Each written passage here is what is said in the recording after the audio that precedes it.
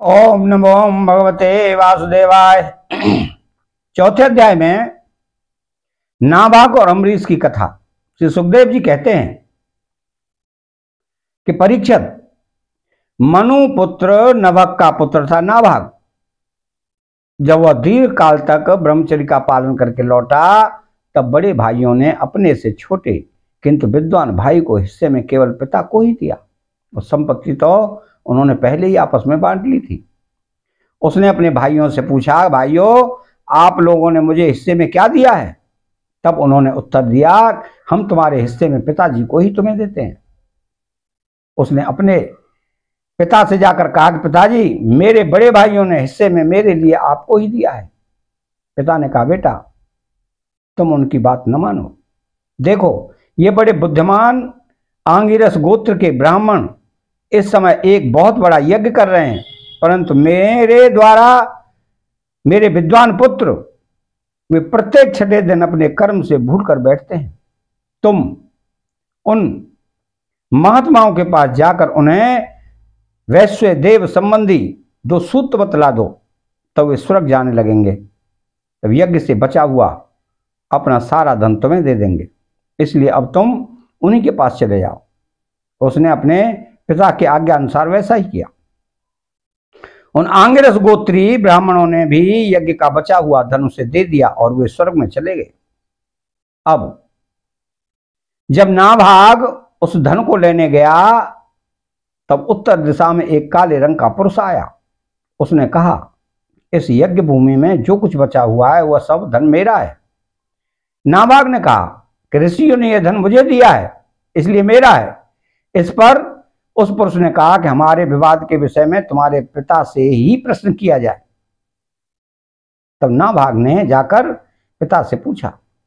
पिता ने कहा कि एक बार दक्ष प्रजापति के यज्ञ में ऋषि लोग यह निश्चय कर चुके हैं कि यज्ञ भूमि में जो कुछ बच रहता है वह सब रुद्रदेव का हिस्सा है, इसलिए वह धन तो महादेव जी को ही मिलना चाहिए।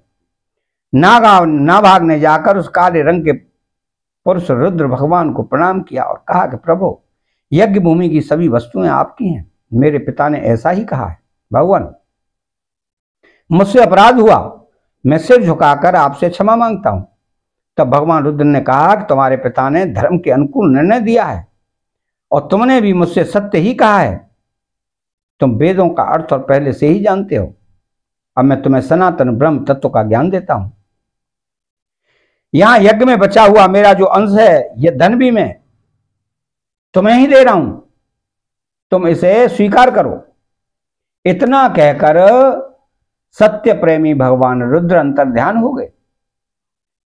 जो मनुष्य प्रातः और सायंकाल एकाग्र चित्त से इस आख्यान का स्मरण करता है वो प्रतिभाशाली एवं वेदज्ञ तो होता ही है, साथ ही अपने स्वरूप को भी जान लेता है। नाभाग के पुत्र हुए अम्बरीश वे भगवान के बड़े प्रेमी एवं उदार धर्मात्मा थे। जो ब्रह्म साहब कभी कहीं रोका नहीं जा सकता, वह भी अम्बरीश का स्पर्श न कर सका। तो राजा परीक्षित ने पूछा, भगवान, मैं परम ज्ञानी राजऋषि अम्बरीश का चरित्र सुनना चाहता हूं। ब्राह्मण ने क्रोधित होकर उन्हें ऐसा दंड दिया जो किसी प्रकार टाला नहीं जा सकता, परंतु वह भी उनका कुछ न बिगाड़ सका। तो श्री सुखदेव जी ने कहा, परीक्षित, अम्बरीश बड़े भाग्यवान थे। पृथ्वी के 7 द्वीप, अचल संपत्ति, अतुलनीय ऐश्वर्य उनको प्राप्त था।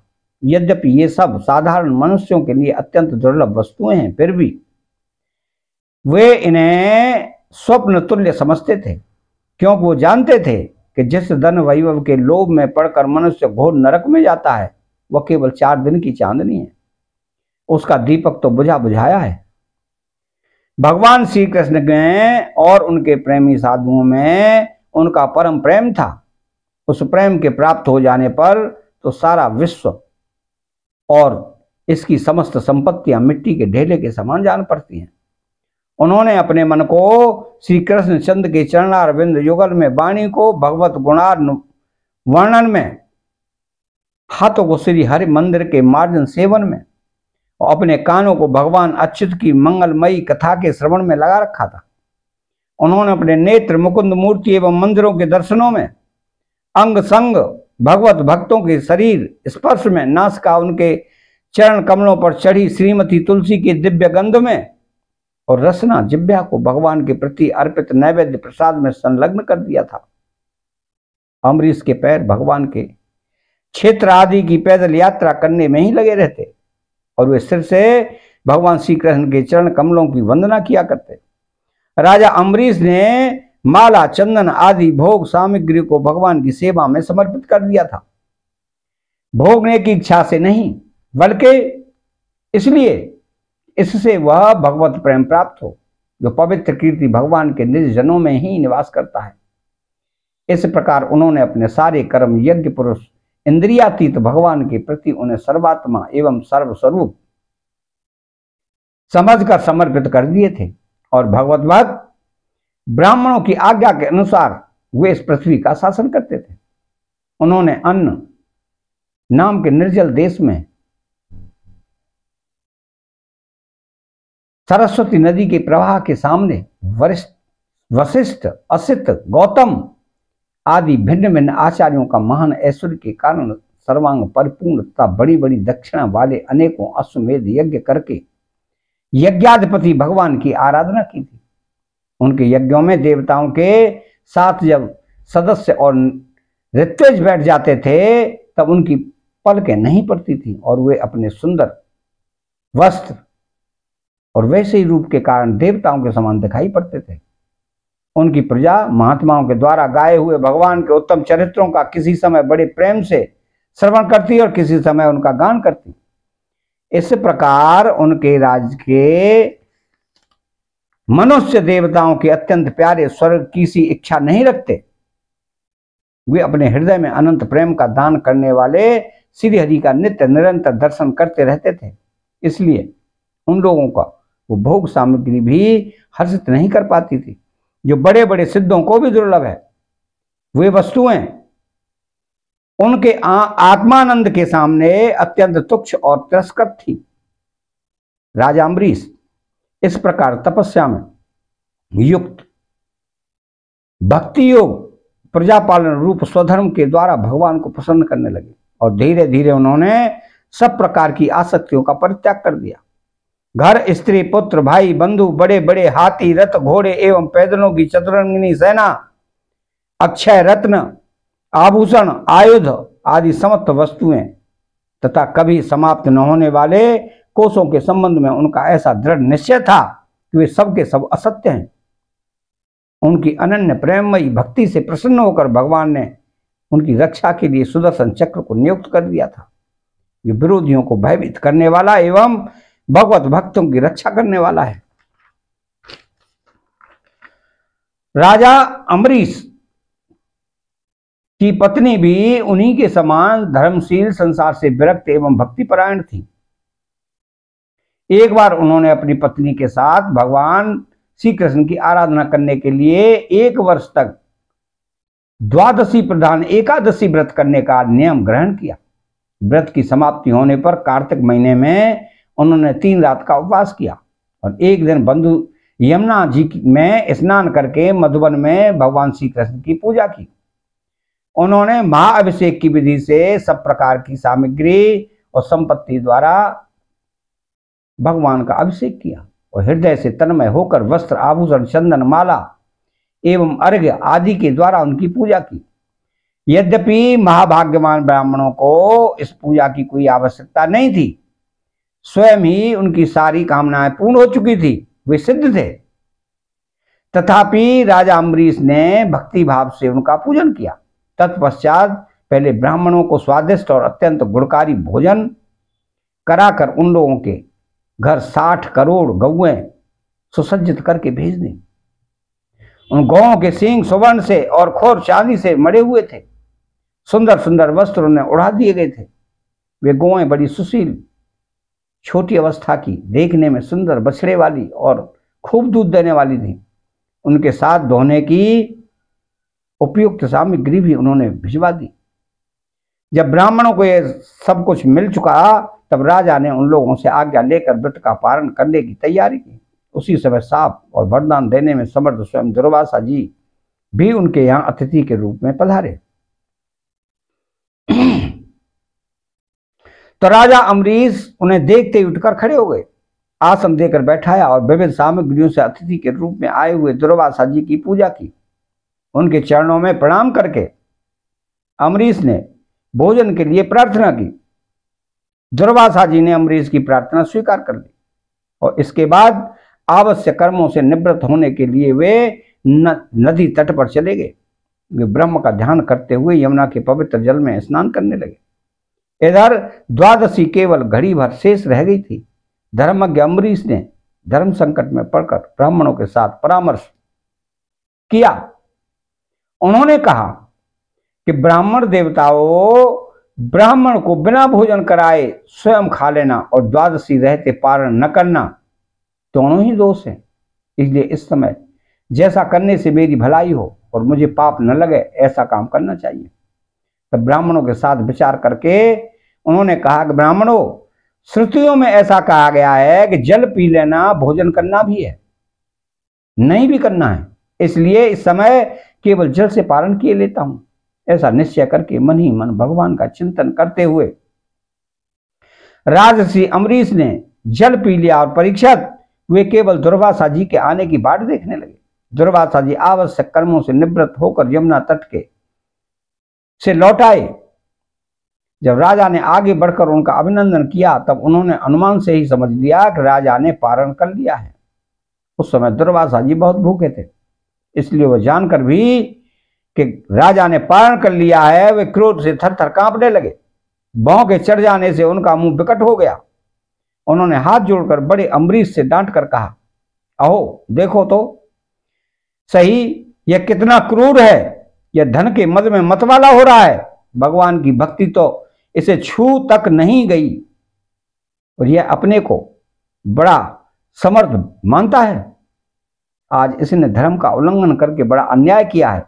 देखो, मैं इसका अतिथि होकर आया हूं। इसने अतिथि सत्कार करने के लिए मुझे निमंत्रण भी दिया है, किंतु फिर भी मुझे खिलाए बिना ही खा लिया है। अच्छा देख, तुझे अभी इसका फल चखाता हूं। यूं कहते कहते हुए क्रोध से जल उठे। उन्होंने अपनी एक जटा उखाड़ी और उससे अम्बरीश को मार डालने के लिए एक कृत्या उत्पन्न की। वह प्रलय काल की आग के समान दहक रही थी। आग के समान जलती हुई हाथ में तलवार लेकर राजा अम्बरीश पर टूट पड़ी। उस समय उसके पैरों की धमक से पृथ्वी कांप रही थी, परंतु राजा अम्बरीश उसे देखकर उससे तनिक भी विचलित नहीं हुए। वे एक पग भी नहीं हटे, ज्यों के त्यों खड़े रहे। परम पुरुष परमात्मा ने अपने सेवक की रक्षा के लिए पहले से ही सुदर्शन चक्र को नियुक्त कर रखा था। जैसे आग क्रोध से गुर्राते हुए सांप को भस्म कर देती है, वैसे ही चक्र ने दुर्वासा जी की कृत्या को जलाकर राख कर ढेर कर दिया। जब दुर्वासा जी ने देखा कि मेरी बनाई हुई कृत्या तो जल रही है और चक्र मेरी ओर आ रहा है, तब वह भयभीत हो अपने प्राण बचाने के लिए जी छोड़कर एकाएक भाग निकले। जैसे ऊंची ऊंची लपटों वाला दावानल सांप के पीछे दौड़ता है, वैसे ही भगवान का चक्र उनके पीछे पीछे दौड़ने लगा। जब दुर्वासा जी ने देखा कि चक्र तो मेरे पीछे लग गया है, तब सुमेरु पर्वत की गुफा में प्रवेश करने के लिए वे उसी ओर दौड़ पड़े। दुर्वासा जी दिशा, आकाश, पृथ्वी, अतल वितल आदि नीचे के लोक, समुद्र, लोकपाल और उनके द्वारा सुरक्षित लोक एवं स्वर्ग तक में गए, परंतु जहां जहां वे गए वहीं वहीं उन्होंने असह्य तेज वाले सुदर्शन चक्र को अपने पीछे लगा देखा। जब उन्हें कहीं भी कोई रक्षक न मिला, तब तो वे और भी डर गए। अपने लिए त्राण ढूंढते हुए वे देव श्रोमणी ब्रह्मा जी के पास गए और बोले, ब्रह्मा जी आप स्वयंभू हैं, भगवान के इस तेजों में चक्र से मेरी रक्षा कीजिए। ब्रह्मा जी ने कहा कि जब मेरी 2 परार्ध की आयु समाप्त होगी और काल स्वरूप भगवान अपनी यह सृष्टि लीला समेटने लगेंगे और इस जगत को जलाना चाहेंगे, उस समय उनके भ्रू भंग मात्र से यह सारा संसार और मेरा यह लोक भी लीन हो जाएगा। मैं शंकर जी, दक्ष, भृगु आदि प्रजापति, भूतेश्वर, देवेश्वर आदि सब जिनके बनाए नियमों में बंधे हैं तथा जिनकी आज्ञा सिरोधार्य करके हम लोग संसार का हित करते हैं, उनके भक्त के द्रोही को बचाने के लिए हम समर्थ नहीं हैं। जब ब्रह्मा जी ने इस प्रकार दुर्वासा को निराश कर दिया, तब भगवान के चक्र से संतप्त होकर वे कैलाशवासी भगवान शंकर की शरण में गए। श्री महादेव जी ने कहा कि दुर्वासा जी, जिन अनंत परमेश्वर में ब्रह्मा जैसे जीव और उनके उपाधिभूत कोष इस ब्रह्मांड के समान ही अनेकों ब्रह्मांड समय पर पैदा होते हैं और समय आने पर फिर उनका पता भी नहीं चलता, जिनमें हमारे जैसे हजारों चक्कर काटते रहते हैं, उन प्रभु के संबंध में हम कुछ भी करने की सामर्थ्य नहीं रखते। मैं सनत कुमार, नारद, भगवान ब्रह्मा, कपिल देव, अपांतरतम, देवल, धर्म, आसुरी तथा मरीचि आदि दूसरे सर्वज्ञ सिद्धेश्वर, ये हम सभी भगवान की माया को नहीं जान पा सकते, क्योंकि हम उसी माया के घेरे में हैं। यह चक्र उन विश्वेश्वर का अस्त्र है, यह हम लोगों के लिए असह्य है। तुम उन्हीं की शरण में जाओ, वे भगवान ही तुम्हारा मंगल करेंगे। वहां से भी निराश होकर दुर्वासा ऋषि ने परमधाम वैकुंठ में गए। लक्ष्मीपति भगवान लक्ष्मी के साथ वहीं निवास करते हैं। दुर्वासा जी भगवान के चक्र की आग से जल रहे थे, वे कांपते हुए भगवान के चरणों में गिर पड़े। उन्होंने कहा, हे अच्युत, हे अनंत, आप संतों के एकमात्र वांछनीय हैं प्रभु। विश्व के जीवन दाता मैं अपराधी हूं, आप मेरी रक्षा कीजिए।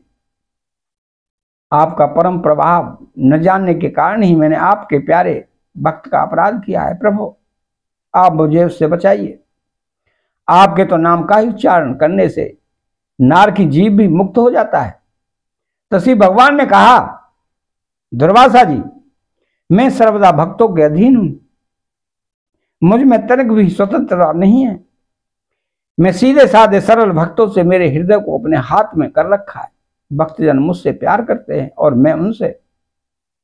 ब्राह्मण अपने भक्तों का एकमात्र आश्रय मैं ही हूं, इसलिए अपने साधु स्वभाव भक्तों को छोड़कर मैं न तो अपने आप को चाहता हूं और न अपनी अर्धांगिनी विनाश रहित लक्ष्मी को। जो भक्त स्त्री, पुत्र, ग्रह, गुरुजन, प्राण, धन, एहलोक और परलोक सबको छोड़ करके वे मेरी शरण में आ गए हैं, उन्हें छोड़ने का संकल्प मैं कैसे कर सकता हूं। जैसे सती स्त्री अपने पातिव्रत से सदाचारी पति को बस में कर लेती है, वैसे ही मेरे साथ अपने हृदय को प्रेम बंधन से बांध रखने वाले समदर्शी साधु भक्ति के द्वारा मुझे अपने बस में कर लेते हैं।